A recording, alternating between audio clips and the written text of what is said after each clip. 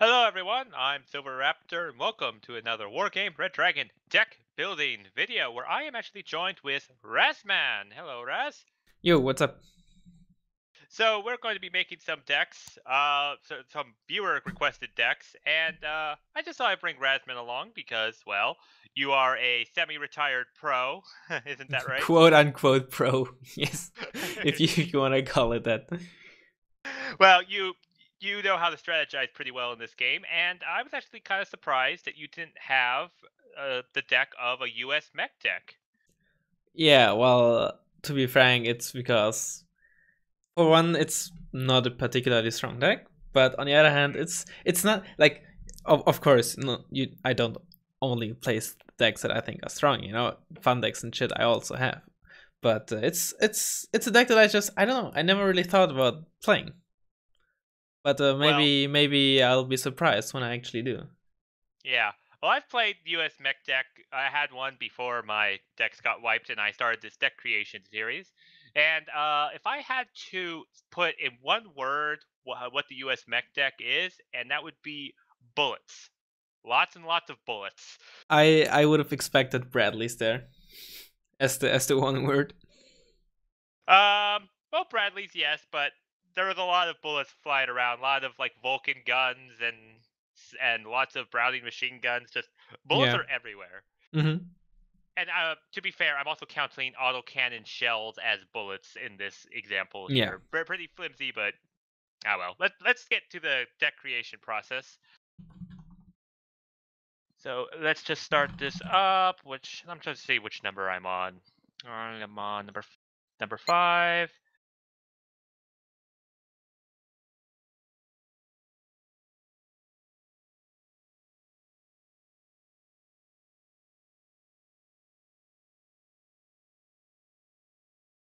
All right, my US 5th Mechanized will start again in the logistics tab. If you want to start somewhere else. No, I'd say we just go through it in a chronological order, and then in the end, if we either need or AP points, AP, or still have some left, then we can obviously revisit the tabs. Right. All right. So first off, fob in the deck, standard. And I'm actually kind of surprised we have access to hemps because they're not tracked; they're wheeled. Yeah, I'm pretty sure that all supply trucks are available in nearly all specs. I think the only specializations that they are not always in are Marines and Airborne, if I'm not wrong. But I think all of the like ground-based specializations, I think they have access to all of the supply trucks. I think it's just simply because if this was more realistic, then you might end up with decks that have no supply trucks available to them, and I think that'd be a bit tough to play with. Yeah. Now, I decided to get 2 cards of hemps.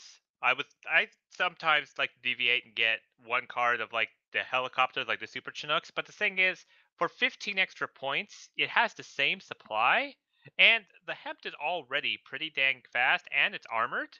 Whereas the Super Chinook is of big size, so it takes a while to land. So I just Yeah, thought, nah, yeah, there's no one Chinook is going to refill 1 hemp, which defeats the mini fob idea that I have on it. So just bring in more hemps. yeah. Helicopter supply in general are just very, very inefficient point-wise when it comes to supply, which is why Right. I think the exceptions are obviously the bigger you get, the less inefficient they become. But Yeah. especially the cheaper ones are just really not worth playing.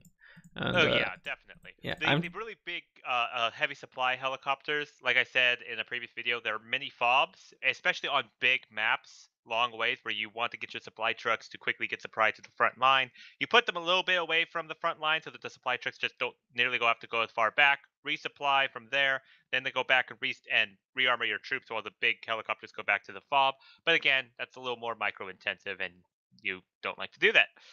yeah. Though it's also point intensive, and often enough most maps aren't really that long, so that it's actually worth doing, because then Well, in my there's that experience, and you also streamline like lineup. I like to use only one card of supply unit on top of my mob, so that means another extra 3 AP, which depending on the deck is very, very valuable. And Hmm. yeah, I just then on top is that when you first buy the helicopter, it's not a huge fee, but it's still noticeable that you pay a lot for not a lot of supplies. So it takes a while until it actually becomes worth doing that. So I just don't think it's really worth doing. Yeah. Oh, so CVs, we've got access to 4 CVs. We can only bring one of each in. Yeah, I think I'm not even gonna bring a TACOM, simply because the only transport it has is the M35. But Yeah. to get a bit ahead, the M35 is also the only ground transport available to Rangers in the Recon tab. So if I take the Really? infantry CV, I can't take Rangers in a ground transport anymore. Yeah, let's not restrict ourselves to that. That's why I'm personally using the M60 and then the 100 point cheap as my Oh, CVs. you're actually getting the M60, huh? Yeah, I mean, it's definitely worth the extra 20 points. You get one more top armor, which is the most valuable thing, and also more side, and all the other armor, of course. The M577 is just, even to 7 HE artillery, dies pretty quickly. So if I'm buying a somewhat squishy CV, I might as well buy the cheaper and faster one. If I want one that's actually survivable, I get the tank, and it's just 40 points more. So it's not like a T80 UK that costs 200 points. Yeah. Okay. Yeah. And I hate I hate the M151A1. I just hate this truck. I don't know why, but there's no other alternatives. There's not even a Humvee that I can bring in instead. So yeah, three CVs are definitely not enough even for destruction, which I generally play, but we could do conquest as well. I will also get the M151A1. And Because I mean, you didn't have much option in the yeah. logistics. And then on top of that, it's the only wheeled CV that you get if you are not taking the TACOM in the M35. And Yes, true. if the map has a second spawn, second spawn that you have to conquer first, having a tracked only CV for there can be a bit annoying. Takes a while to get there. Yep. All right, the infantry tab. Now this is main reason to get a mech deck is lots of different infantry. Yeah, It'll this be is interesting. gonna be a bit tough. Yeah. Because all we have are riflemen. Yeah, no, I mean tough in terms of which Bradley do I bring with which unit, I think is what my issue is. Riflemen, Riflemen themselves aren't even that bad anymore. Ever since they did their MG and IV rebalance. Yeah. Yeah. Yeah, I actually found that light riflemen were better than riflemen before the rebalance, so they've actually fixed that. Okay. So I guess it really comes down to, do we want the M2 Bradley, the M2A1 Bradley, or the M2A2 Bradley? Yeah. I think it also depends on what infantry you bring it at. I think if you like, there's, with all the slots if available, I think it definitely makes sense to take just one card of the M2A2 with a base rifleman, which is the cheapest way to get an M2A2 Bradley for situations when you simply want the cheapest M2A2, where you don't care that it comes with infantry, you literally only buy it for the M2A2, right? Right. And since you have Okay. 9 slots available, there's no point in not taking that. Yeah. All right. So we'll get one of that. I'm thinking of getting like regular riflemen with the M2 Bradley, and the M2 Bradley, I'm thinking more of just like an anti-enemy troop carrier infantry fighting vehicle as well with those tow missiles. Those should take out any troop transport that they have if it gets into engagements. Plus, a little bit of Bushmaster support, and I would say it's relatively cheap? Question mark for this combination. Yeah. What do you think? Yeah, I'd say All right. so. All right. Um, Question is, do I bring them in hardened or veteran? I guess I will be spamming these, so hardened would be fine. And then we just, so that I've got 2 cards of regular riflemen, which are just going to be my the cheapest to get the M2A2, but basically my infantry up front. Now we need to focus, I think, a bit more on Rifleman 90s. I think do we want a card of Rifleman 90s with the M2A2 as well? No, I did not take them. I have since you get only 2 M2A2s, I took one of them in with, like I said, with the base Rifleman. Currently upwetted, though I think I want to downwet it, so I get 13. And the second card I took with the Stinger C. Oh, so you're already way ahead of me. Yeah, I'm already done with my infantry tab. Oh, okay.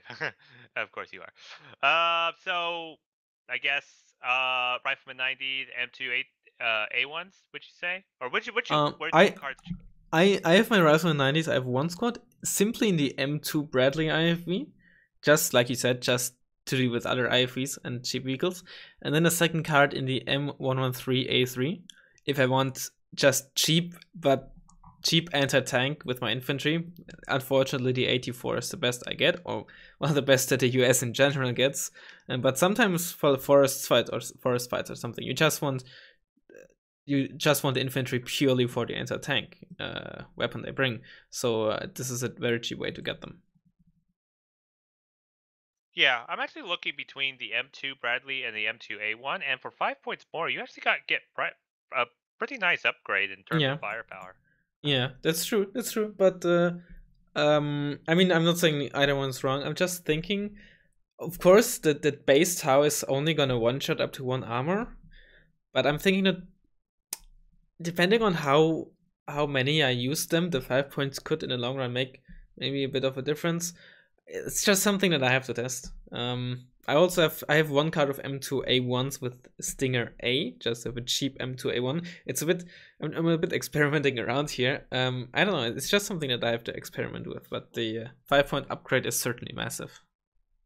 Well, yeah, but you do get 4 less troops as well. It's still pretty hefty. I'm gonna put that hardened for the M2A1. Yeah, I'm gonna do the same thing with you. Add an extra Stinger squadron out as well. And funny thing about the Bradley, do you know what a good saying is for the development of this vehicle? I may have heard of it, but I don't remember anything right now. It's a troop transport that can't carry troops. It's a recon vehicle that's too tall to be inconspicuous, and it's got the armor of a leaf blower, but enough firepower to level half of DC. Pentagon War. That's a good movie. Yeah, I actually I've seen that. Yeah, it was pretty funny. Yeah. So interesting tidbit, and I think we do need to get some assault engineers because riflemen are not going to go very well against shock or elite trained. Well, I tend to disagree. So I took 2 cards of base riflemen downwetted in the M113A3. So first of all, riflemen for 10 points, they are actually alright infantry. They have an assault rifle, which isn't the best, but at least it's not an SMG, which is terrible on line infantry. And they have a standard MG, which is just alright. There are worse options, but obviously better. Sure, the anti-tank weapon is not great, but the M113A3 is a really good 5-point transport with 3 armor. It's not gonna get one shot by heat or other infantry unless they have 17 AP or more. So other cheaper or basic Moschützen, for example, need 2 shots to kill them. And it comes with a Browning, which is, when spammed, significant firepower in closer range. So the idea is to literally just spam the shit out of them. Every now and then mix them with a Rifleman 90 squads to have some sort of anti-tank weaponry with them. And points-wise, especially with the extra veterancy, there are not a lot of other infantry, unless it's mechanized as well. There are not a lot of other infantry options that are more efficient. Because, especially if they come up with against, let's say, an elite squad, which, let's say, it costs 45 points. For 45 points, you get 3 cards, 3 rifleman units in the M113, which means 3 targets. The elite infantry might just wreck one of the squads, but at the same time 2 other squads plus the M113s will just fire back and stun or just literally outright kill the elite squad. All right. It's It's really, and on top of that, base riflemen because are just very great because US also gets amazing fire support in the tank and vehicle lab, and assault engineers. The problem with them is they're very very inflexible. Plus, yeah, they just get too easily countered by simple 5-point transfers. But at the same time, we have 8 slots. So now that I said it, slots. you have a shit ton of slots. Yeah. Well, we have a lot of infantry, that's for sure. So that does leave open one more card, and we could get an assault engineer, just like the suppressing, but we also do have access to Delta Force with the only Yeah, I was about to helicopter. say. I actually took one card. Delta Force I don't really like.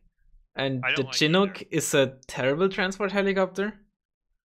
But I'm pretty sure that there will be niche situations where it will be nice, or just if you have the points, or you just want to sneak around an infantry squad, Delta Force are good for that just because they're fast. Or if you Yeah. literally just want something pure town fighting, because line infantry and town fighting is not generally doesn't go very well. So they're not gonna be like very helpful in many situations, but I think they are gonna be niche situations where they're gonna be good Yeah. enough. For me, I don't know. Whenever Delta Force get into a fight with any kind of an infantry, they're the number of men just die too fast. I noticed that their numbers just go down quickly, and I don't know why. Like, it seems to me Yeah, faster than other infantry. Uh, they actually used to be better when they were 25 points with the base law, because back then they were actually fairly efficient CQC infantry just for town fights with the SMG and the, well, mainly due to the SMG on Elite, which is just amazing in CQC, where you just don't care what kind of anti-tank weapon it has. So now it's just, yeah. And then the main problem obviously is the 25 points for Chinook, that after dropping off the Delta Force is just gonna be basically worthless. well, it could be infantry fire support, but yeah. Yeah, but the the problem with it, the gun is on its side, meaning when it wants to fire, it has to rotate 90 degrees, and by the time it's done it, by the time it lines up the gun, the chances are the infantry has a different line of sight now, so it has to turn again. The infantry is dead, or out of line of sight completely, so it doesn't see it anymore. Or in 90% of the cases, the Chinook is dead. Yeah. Yeah. For all these reasons, I decided to get assault engineers. I just think putting a couple of assault engineers next to my riflemen might help break through some like shock trained or elite wall of infantry in towns and such. So let's just deviate there. All All right. right, support. Yeah. Well, I'm definitely going to get the M48A3 Chaparral, basically longest infrared AA in the game. Well, maybe not the longest. After, I think the IDO 9, I think, doesn't the IDO 90? Oh no, I think the IDO 90 got. Does the IDO 90 have 3,325 as well, or does it have more? Maybe it got I think nerfed. I No, think it it has got nerfed. Yeah, it 3325. has the same. I think at the when it got released and it had radar, I think it had 3,500, but Yeah, then I not think not you're like it matters now. right. Yeah, the other chaparrals are Yeah, just the accuracy and the range just kind of let it I down. I like taking both the 70-point ones and the 55-point ones if I have the slots, just because the 55-point ones 70 points is pretty steep for a unit that the missiles are good, especially their fire and forget, while they're not very accurate, but fire and forget in 6 HE is very nice. It is just slow, it has no armor, it's very easy to lose to artillery. So sometimes I just like to have the 55-point ones, because on some maps you don't really need the range, not necessarily, yeah. So I like to have the option to take a cheaper version, especially since I have man pads as well. I'm not that dependent on the Chaparral, because Ah, in most of the other decks I can't really fit in manpads. Manpads are great, but in unspec decks it's hard to fit them in my opinion. So with the extra flexibility that I have there, I think the 55-point ones is also, well, just also useful to have. But still, taking the 70-point ones is, I think, still a must, just to have that range against helicopters. Otherwise, certain helicopters can really mess you up. yeah. Um, going buy that. I think I'm actually going to drop a card of Chaparrals, and I'm actually going to get the iHawk Pips, one card as well, just for a little of dedicated anti-aircraft, but it also can take out helicopters at pretty decent range. I just have to be careful of the KA-52, but that's what the Chaparral comes in. I'm also debating, because I'm bringing in some iHawk Pips, and they are kind of expensive, whether I should get a card of PVADs or just stick to a card of Vulcans. I did take a pivots. I don't have Hawks. I just don't like the Hawks outside of the Noah. I think they're too expensive. Also they're just very slow, and they're not really bad per se, but they're just so awkward to use. I feel it's just some personal kind of hate relationship I have with them. But the nice and broken thing about the pivots is it is the only spec that has 0.2 seconds aim time. All other specs have 1 second aim time. 1 second, I should say. Wow. So that's actually a very huge thing. While it doesn't have the range of, let's say, a Gepard, the much lower aim time is actually very, very, very nice to have. Yeah. 0.2 seconds to aim and start putting lead in an area is pretty good. The same goes for the Hovet used by Israel and the Machbet as well, by the way. Okay. The Vulcan has the same niche as the PVAD, just you don't have to turn it off because it's not radar. It's cheaper, so it's very good for base defense.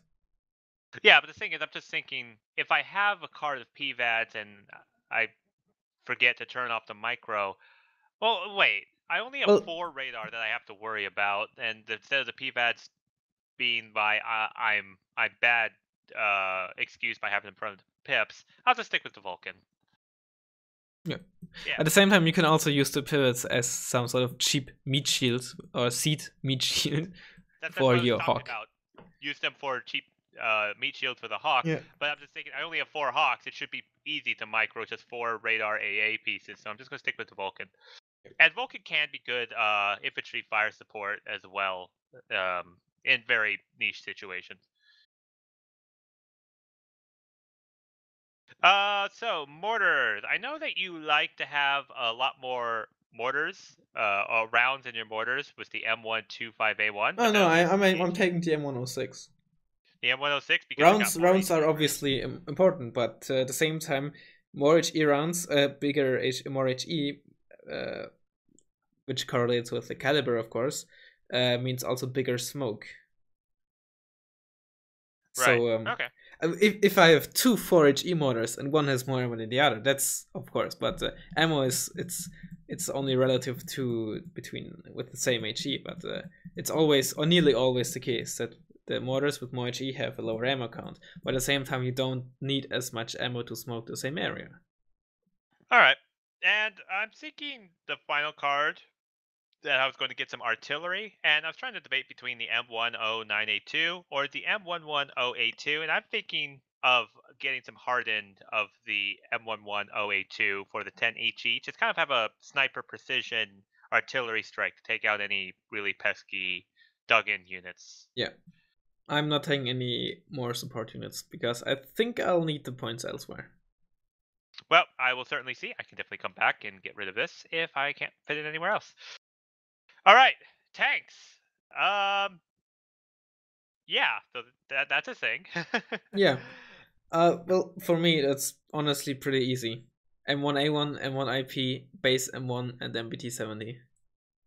Yeah, this is the only time anyone would ever pick the M1A1, because generally the other tanks. I mean, yeah, sort of, but at the same time, the M1A1 fills a nice bridge between the HA Abrams and the IP Abrams.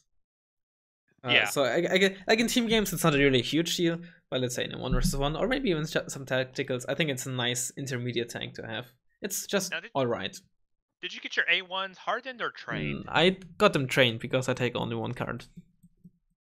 Yeah, I'm just trying to think because they're generally only useful because of the gun, because they have the same armor typically as the IP Abrams. Yeah. I guess the gun has longer range and it's got pretty good penetration. Yeah, the gun is obviously the major difference and the most important difference.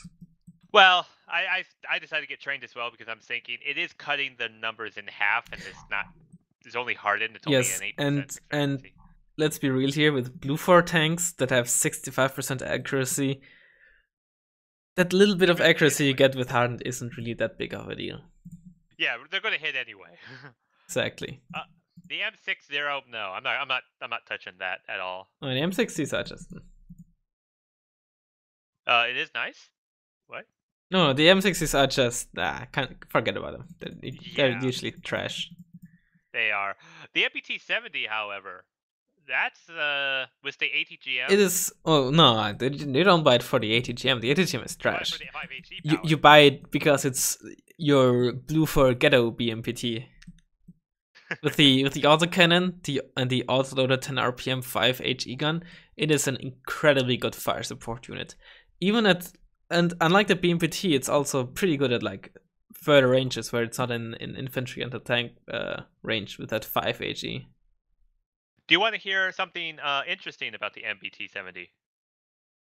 It was a canceled prototype Oh unit. yeah, yeah. With collaboration with the Germans. The Germans have the KPC 70. Yeah, It's basically the with same West thing, Germany. just with the different gun and I think obviously no, oh no, with an autoloader. But I think the tank or the KPC in game, I'm pretty sure there was something wrong. I've a book even about Leopard 2 where there's a big part about the MPT 70. And I think it's actually I think it should have been called Eber, not Kyler, but it's Well, the thing is that yes, the MPT-70 went over cost, and the West Germans pulled out, and so we canceled our project. And then a number of years later, afterwards, about say 9 or 10 years later, um, when both sides needed their own tank, they went back to what they had on the MPT-70, both sides, and from the design, they went further, and the U.S. developed the Abrams out of the design of the MPT-70, and the West Germans designed the Leopard 2 based upon its no, design. no, no,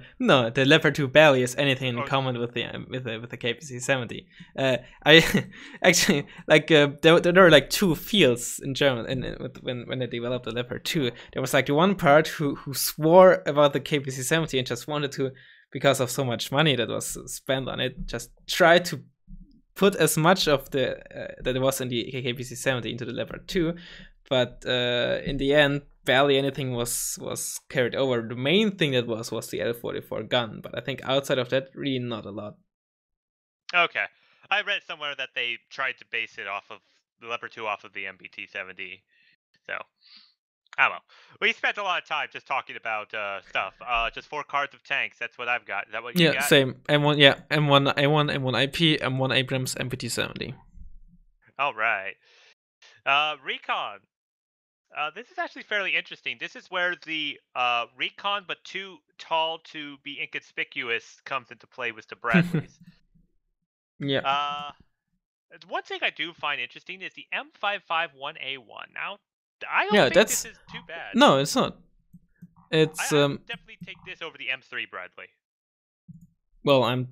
Oh wait, hang on. Do you mean the one with the ATGM? The M551A1, yeah. Oh no, I'm not taking this. I'm taking the 30 points one. 30 points. Just for cheap, somewhat the defensive Recon unit that you can put into forests where it's hard to swap, and it's just able to deal with any like other cheap or infantry trying to sneak around or test the waters. That's what I buy it for. Well, And I don't know. if you're spending the 45 points on the TTS, I'd personally even rather take the base Bradley. Why? Because the tower actually hits. As stupid as it sounds, but that stupid shill, I don't care what it's called. It has a stupid name. It's very inconsistent. And 16 AP is just not really too much, and it also has only 6 of them. That is true. But it is amphibious. That's an interesting addition. Yeah, but I mean, yeah. Nah, personally, I don't like it. I'll go get that. But I did like your idea of the 30.1. I've kind of kind of trained myself to think that good optics is just not good enough. Sometimes you only want good optics because the optics massively. If you have more than good optics, those massively increase the price. And sometimes you just want good optics because more often than not, you buy these fighting Recon vehicles like the Bradleys. You buy them mostly for the stealth, not the optics. In the case of the Bradley, that's maybe a different thing because it has the ATGM and can spot units that are in cover. But in the case of the LAV, something like a Hachinana or something like some Recon tanks, you mainly want the stealth just so they can fire without getting shot back. Gotcha. Or like the M84AN, the main thing why it's so strong is the stealth. So sometimes you only want the good optics because you want the unit to still be as cheap as possible to still justify buying it mainly for fighting purposes. All right. I also got a Ranger squad in the M35, so basically must, yeah. Yeah. And now finally, do we want a Kiowa? That is kind of expensive for a 50-point Recon helicopter. No, I'm kind of inclined not to. I have the M3A2 Bradley, the Rangers like you. Oh.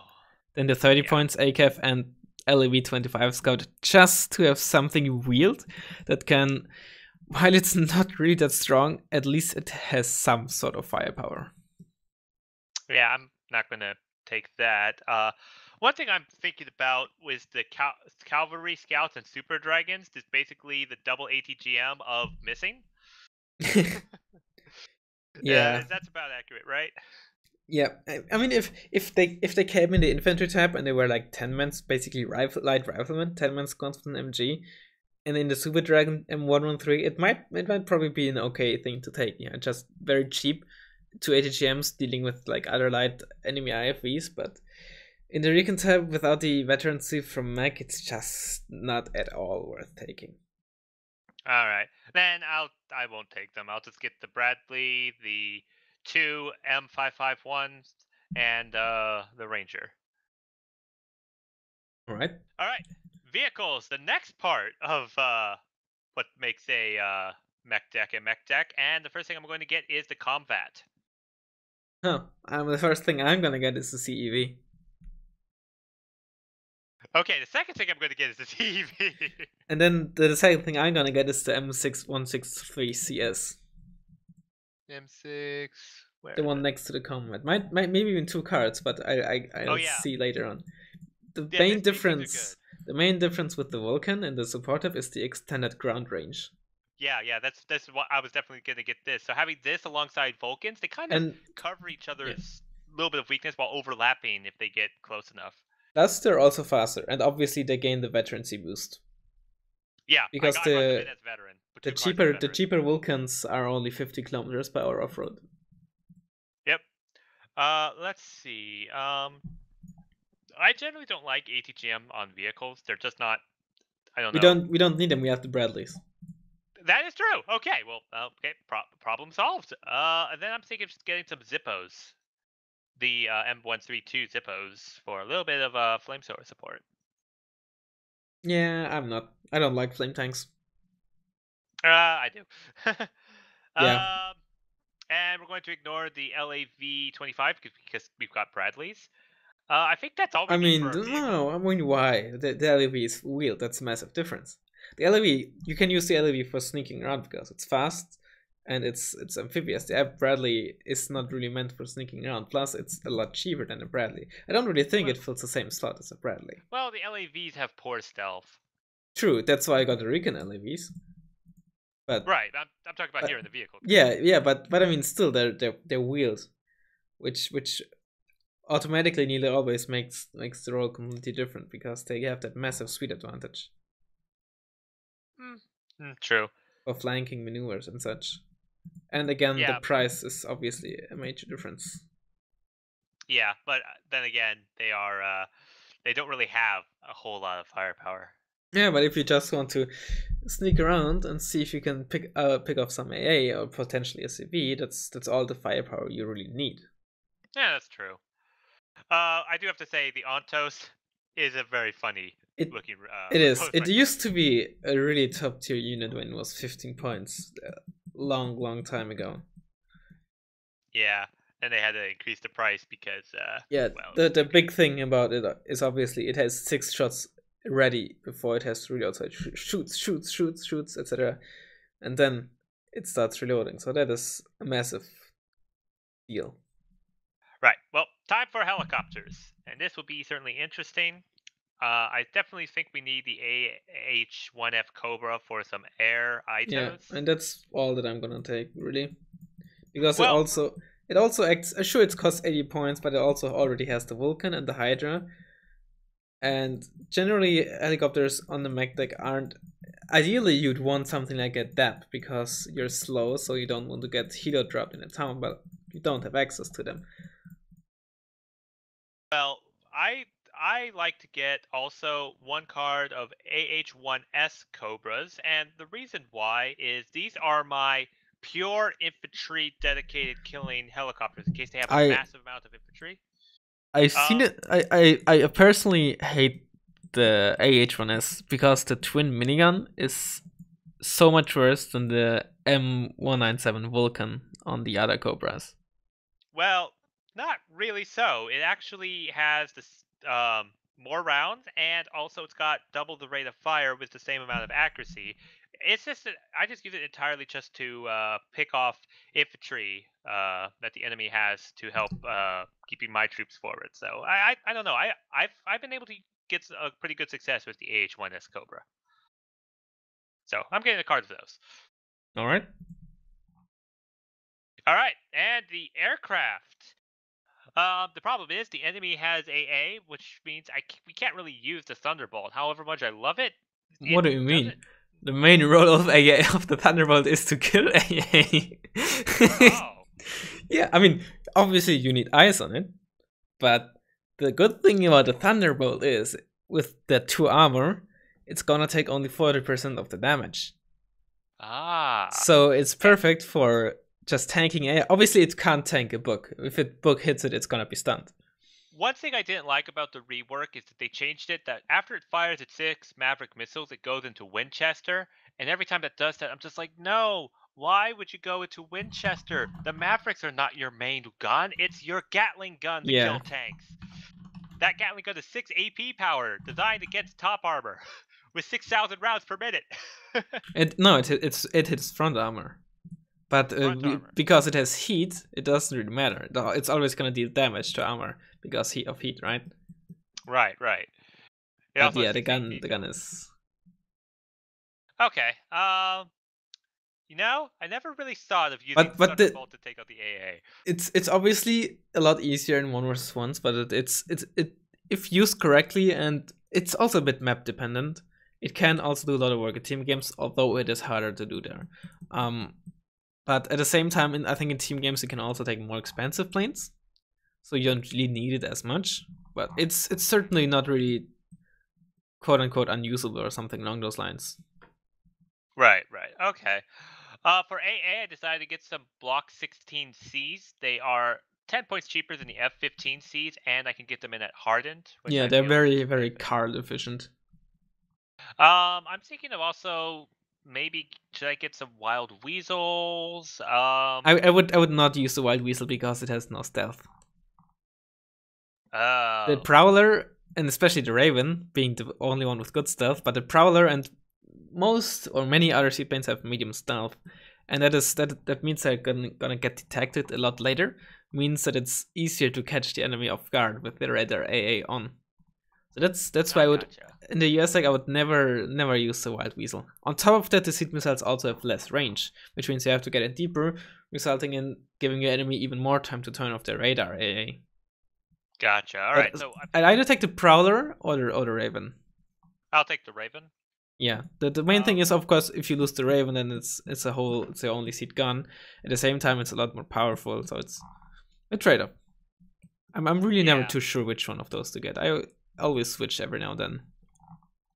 The F-15 Deagle, as I like to call it. I think I'll get those 1,000 kilogram bombs. Pretty good. Um, and you'll like this. I've actually had my F-15 Eagle coming in for a bombing run. The enemy brings in a Su-27 PU. I instead of the bombing run turn to engage. which is kind of the standard for aerial combat. If you're trying to make a bombing run and you're about to be attacked, you have to engage the target. My aim stunned the Su-27 PU, and it evac'd, and this F-15 chased it, killed the PU, turned around, made its bombing run, and got out. That was an awesome moment in my in one of my games. So Yeah, these sidewinders are not to be underestimated. especially And since the you're coming in Vulcan. at elite. Yeah, I have also the Block 52. Then I have the Nighthawk, the Hornet, the F-111F Aardvark with the cluster bombs, and the Raven. Because as a mech deck, our main strength is obviously infantry, meaning that most of the times I should really have trouble to deal with enemy infantry, but the main problem is going to be dealing with tanks, since the best tank I get is the M1A1. And since I also don't get a longbow or an Apache or a Tower 2 in the helicopter tab, I need to have more anti-tank abilities in my air tab. So I have the Nighthawk, which is, to be fair, also a normal bomber, but still excellent against tanks. The Hornet, obvious one, arguably the best anti-tank win in the game because it comes at 2 per card. And then the Aardvark as a cluster bomber. I was kind of debating on using the Thunderbolt or maybe even the Harrier with the semi-active Mavericks, but the cluster bomber, while not being the best one, it's still nice to have every now and then. Yeah, I'm trying to decide between the Hornet and the Thunderbolt, because I mean I understand what you said about the Aardvark with the cluster bombs. And since I already have that artillery piece, I don't really need the Deagle, even though it is really good. So I think because you got the Hornets, I'll get the Thunderbolt just so that we have a little bit of variety and see how these work. Especially since I kind of think if there's a massive tank push, I need kind of these time over target with the Gatling gun to just help take out tanks as often as possible once the AA is down, of course. Yep. All right, then I think we've got our deck. I'm just going to quickly put in the blue 4 tab because I like to get into a lot of random games, and sometimes those random games have C lanes when I didn't realize it, and it's bad time to realize you don't have anything in your C tab when you're in a C map. But I have a pretty standard pick of just basically all blue 4 planes. But I understand you probably just don't even bother. No, also because it makes the deck look uglier because the units look out of place. Well, I've just kind of gotten used to them. All right, well, that's our U.S. Mechanized deck. Are you happy with what you've got? Yep, I had the 3 points left over, so I actually did replace my M1A1 with 2 M1A1s on Hardened because I didn't know where else to spend the 3 points, and yeah. Yeah. Okay. And I have them trained. You've got 8 M1A1s hardened, so your deck sounds pretty decent. So does yours. All right. So we will be trying these out. Please like, comment, and subscribe if you enjoyed this, and we'll see you all in the gameplay video. Yep, see you guys.